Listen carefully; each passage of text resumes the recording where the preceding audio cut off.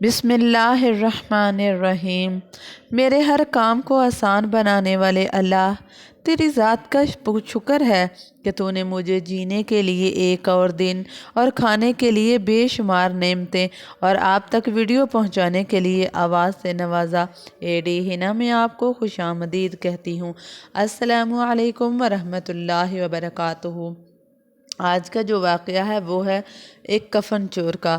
اس واقعے کو سنانے سے پہلے میں آپ سے چھوٹا سا ایک شان نزول یا آپ واقعہ ہی سمجھ لیں، چھوٹا سا ایک واقعہ آپ صلی اللہ علیہ وسلم کے بارے میں پیش کروں گی۔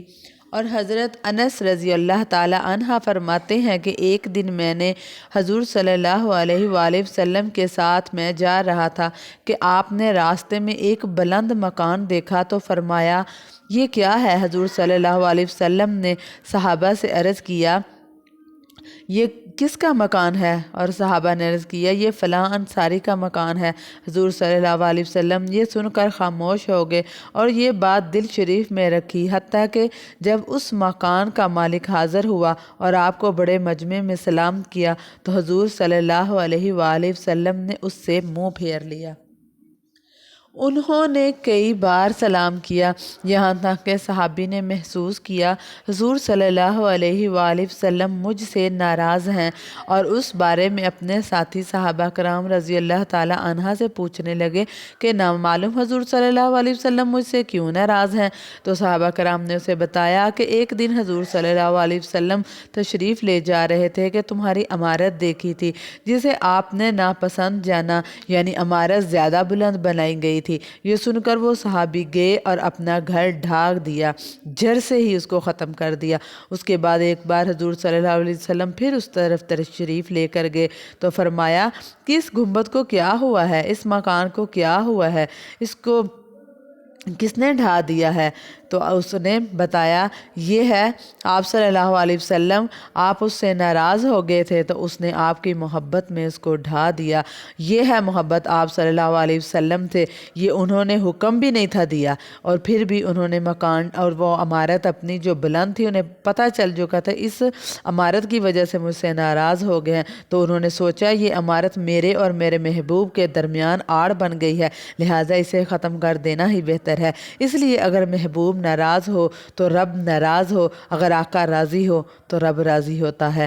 تو میں ایک صرف اتنی سی بات، یہ میں نے اس لیے واقعہ پیش کیا ہے کیونکہ ہمارے گھر اگر تھوڑے سے بھی زیادہ کسی سے اونچے ہو جائے نا تو ہم چھوٹے مکان والے کو سمجھتے ہی نہیں، اگر ہم تو سیدھے منہ ان سے بات کرنا بھی پسند نہیں کرتے، اور ہم بار بار ان کو چھوٹے مکان کے بھی تانے دیتے ہیں۔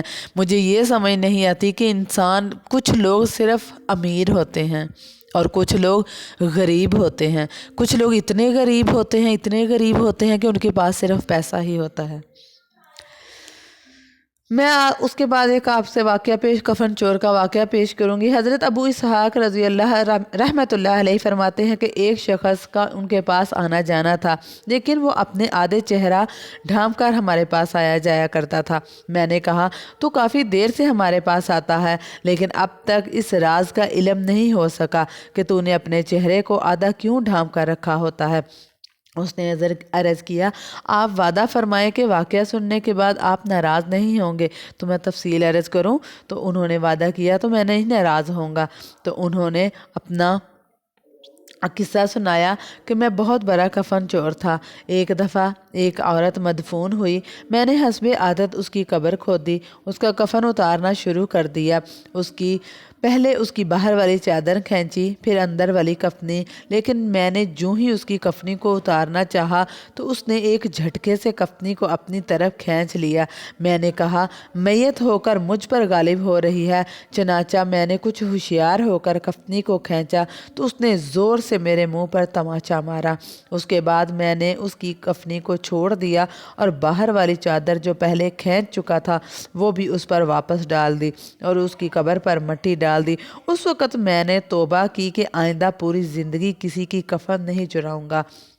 ابو اسحاق خزاری رحمۃ اللہ فرماتے ہیں کہ جب میں نے اس کے چہرے پر سے کپڑا ہٹایا تو اس کے چہرے پر 5 انگلیوں کے نشان دیکھے گئے تھے۔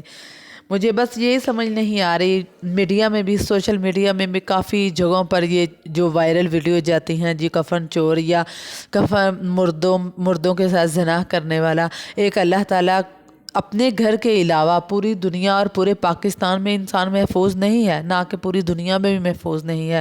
مجھے بس صرف یہ سمجھ نہیں آتی کہ کیا قبر میں بھی ہم لوگ محفوظ نہیں ہیں؟ میں بار بار اگر اس طرح کی ویڈیوز دیکھیں اور یہ چیزیں دیکھیں تو ایک دفعہ دل جو ہے وہ دہل جاتا ہے کہ اللہ تعالیٰ ہم قبر میں بھی محفوظ نہیں ہیں، کیا ہماری عزت وہاں بھی محفوظ نہیں رہے گی؟